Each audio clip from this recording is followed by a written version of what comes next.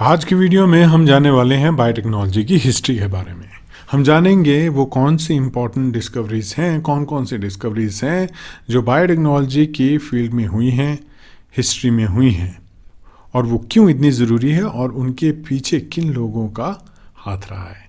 तो ये जानने की कोशिश करेंगे कि ये कौन सी इंपॉर्टेंट डिस्कवरीज हैं और उनका मीनिंग क्या है और वो इतनी ज़्यादा इम्पोर्टेंट क्यों मानी गई हैं। बायोटेक्नोलॉजी के बारे में इन जनरल जानेंगे और जैसे कि आप स्लाइड में देख रहे हैं, कुछ एक नाम आप देख रहे हैं और कुछ एक information in the form of the discovery भी आप देख रहे होंगे। डेट्स भी मैंने मेंशन करने की कोशिश की है ईयर वाइज। तो चलिए इस सीक्वेंस में इनको जानने की कोशिश करते हैं और जानते हैं बायोटेक्नोलॉजी की हिस्ट्री के बारे में। शुरू करते हैं बायोटेक्नोलॉजी की हिस्ट्री को जानना।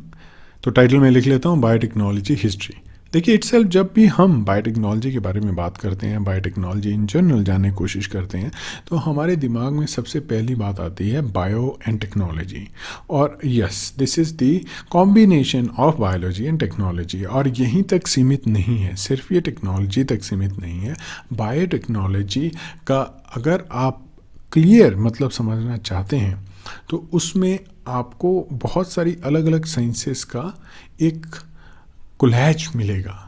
वो सारी साइंसेस मिलके बायोटेक्नोलॉजी को बनाती हैं। इसलिए biotechnology is one of the important multi disciplinary area. इसमें आपके पास बायोलॉजिकल साइंसेस भी हैं जैसे बॉटनी, ज़ूलॉजी, माइक्रोबायोलॉजी। ये मेन जो एरियाज़ हैं ये सब जो हैं बायोलॉजिकल साइंसेस के पार्ट में आते हैं। देन यू है फिजिकल साइंसेस। फिजिकल साइंसेस में आप वेरियस स्टैटिस्टिक्स आप कह सकते हैं, मैथमेटिक्स आप वैसे सेपरेट माना गया है। फिजिक्स आप कह सकते हैं, केमिकल साइंसेस का भी एक कंट्रीब्यूशन आ जाता है बहुत इंपॉर्टेंट। तो अगर मैं कहूँ मैथमेटिक्स भी एक इसका इंपॉर्टेंट पार्ट हो सकता है बायोटेक्नोलॉजी का अलग से। Engineering is one of the important part. तो ये तीन मैंने फ़िलहाल जो है आपको समझाने के लिए बताने की कोशिश की। देखिए सभी जो हैं बायोलॉजी की तरफ कंट्रीब्यूट करेंगे। आप फिजिकल साइंसेस के प्रिंसिपल लीजिए, आपने सॉल्व बायोलॉजी की प्रॉब्लम करनी है। केमिकल साइंसेस से आपने सॉल्व बायोलॉजी की प्रॉब्लम करनी है। तो बायोटेक्नोलॉजी में इस तरह से फ्लो रहता है। अब हिस्ट्री की बात करेंगे। हिस्ट्री में जानने की कोशिश करेंगे कौन कौन से ऐसे इवेंट हैं। सबसे पहले की डेट जो कि 1663 के टाइम की बात है, जब सेल का नाम सबसे पहले दिया गया। रॉबर्ट हुक ने ऑब्जर्व किया अंडर द माइक्रोस्कोप कि वहाँ पे एक कंपार्टमेंट लाइक स्ट्रक्चर है, उनको सेल का नाम दिया गया। नेक्स्ट 1677 एंटोनी वैन ल्यूवेनहॉक ने माइक्रोस्कोप बनाया और ऑब्जर्व करना शुरू किया बायोलॉजिकल सैंपल्स को। कहीं से भी कुछ भी तरह का उनको सैंपल मिलता था वो उनको माइक्रोस्कोप के अंडर ऑब्जर्व करते थे। तो बैक्टीरिया और प्रोटोजोआ को उन्होंने ऑब्जर्व किया और उनकी इमेजेस भी बनाई डिटेल में। फिर 1862 में ग्रेगर मेंडल 1862 में आपके पास लुइस पास्चर की कंट्रीब्यूशन आती है, जो कि बैक्टीरियल ओरिजिन ऑफ फर्मेंटेशन के बारे में उन्होंने जानकारी दी। फर्मेंटेशन के बारे में उन्होंने बताया कि कैसे हो रही है fermentation, which is one of the landmark discovery. उसके बाद तो आप जानते हैं कि फर्मेंटेशन हमारे जो है इंडस्ट्रियल प्रोसेस में कितनी इंपॉर्टेंट है। नेक्स्ट 1863, एक साल के बाद देन ग्रेगर जो मेंडल हैं, जो कि आप जानते होंगे, कहीं ना कहीं आपने पढ़ा होगा कि इनका कंट्रीब्यूशन बहुत ही ज़्यादा रहा है in the field of genetics. That's why he is known as the father of genetics. Antonie van Leeuwenhoek को फादर ऑफ माइक्रोबायोलॉजी कहा जाता है। Gregor Mendel law of inheritance, किस तरह से जो है एक ट्रेट्स जो है एक जनरेशन से दूसरी जनरेशन में जा रही हैं, इसकी जानकारी जो है ग्रेगर मेंडल ने दी थी। अनफॉर्चुनेटली उनकी डिस्कवरीज को उस वक्त उसको कंट्रीब्यूट नहीं किया गया था, उसको माना नहीं गया था। लेकिन after the death his all work was again revaluated. हमें पता लगा कि वो सब सही था। नेक्स्ट 1878 वाल्टर फ्लेमिंग, जिसमें क्रोमेटिन और क्रोमोसोम के बारे में हमें जानकारी दी। और आज की डेट में हम जानते हैं कि क्रोमोसोम्स होते हैं, किस तरह से होते हैं, कितना इनका नंबर रहता है, क्यों ये ज़रूरी है। तो ये one of the important landmark discovery मानी गई है। 1881 लुइस पास्चर अगेन, ऐसी वैक्सीन का इन्होंने निर्माण किया था, बनाया था कॉलरा के अगेंस्ट और एंथ्रेक्स के अगेंस्ट। बहुत ही बुरी और बहुत ही खतरनाक बीमारियां मानी जाती हैं ये उस वक्त की। हालांकि अभी भी एंटीबायोटिक रेजिस्टेंट कॉलरा बहुत बड़ा इशू हो सकता है।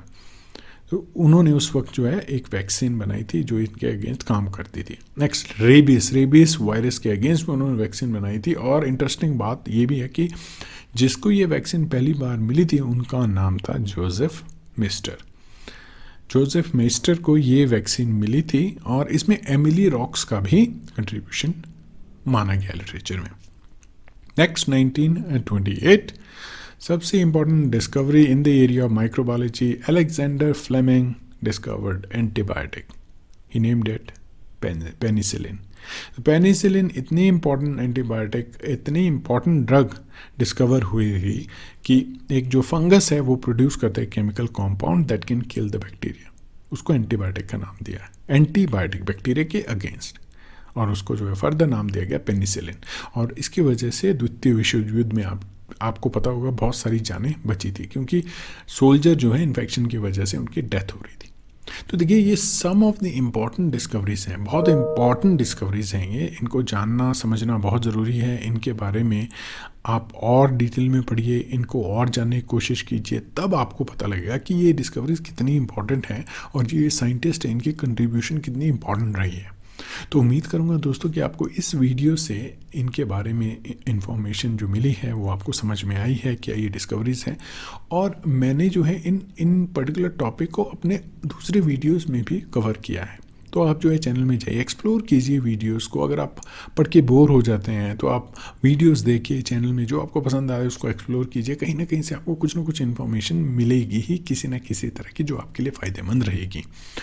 तो एक बार फिर से रिवाइज कर लेते हैं। बायोटेक्नोलॉजी के बारे में हमने जाना, बायोटेक्नोलॉजी एक मल्टी डिसिप्लिनरी फील्ड क्यों है, हमने जाना कि biological component, physical component, chemical component इसमें रहते हैं।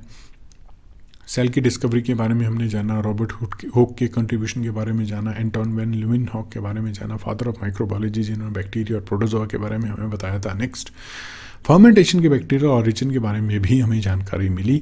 सबसे इंपॉर्टेंट, फादर ऑफ जेनेटिक्स के कंट्रीब्यूशन 1863 में लॉज ऑफ इनहेरिटेंस, कैसे ट्रेट एक जनरेशन से दूसरे जनरेशन में जाती हैं उसके बारे में हमें पता लगा। क्रोमेटिन क्रोमोसोम्स के बारे में पता लगा। वैक्सीन को हमने समझा कि लुइस पास्चर ने कॉलरा और एंथ्रेक्स के अगेंस्ट वैक्सीन 1881 में दी थी। रेबीज वैक्सीन के बारे में हमने जाना कि किसको सबसे पहले दी गई थी, जोसेफ मेस्टर को। एमिली रॉक्स का भी इसमें कंट्रीब्यूशन माना गया है। Next, last but not the list, Alexander Fleming discovered antibiotic penicillin, और उसी की वजह से बहुत सारे लोगों की जान बची। तो अब मिलेंगे अगली वीडियो में जहां पे हम और कुछ और डिस्कवरीज के बारे में जानेंगे, और ये ऐसे डिस्कवरीज हैं जो आपको एज ए बायोलॉजी स्टूडेंट भूलनी नहीं है, ये आप भूल नहीं सकते, ये तो मिनिमम है। इसके बाद में बहुत सारी डिस्कवरीज हैं, बहुत सारे कंट्रीब्यूशन हैं, बहुत सारे साइंटिस्ट हैं जिनके बारे में आपको पढ़ना चाहिए और समझना चाहिए। तो चलिए मिलेंगे अगले वीडियो में, तब तक के लिए धन्यवाद।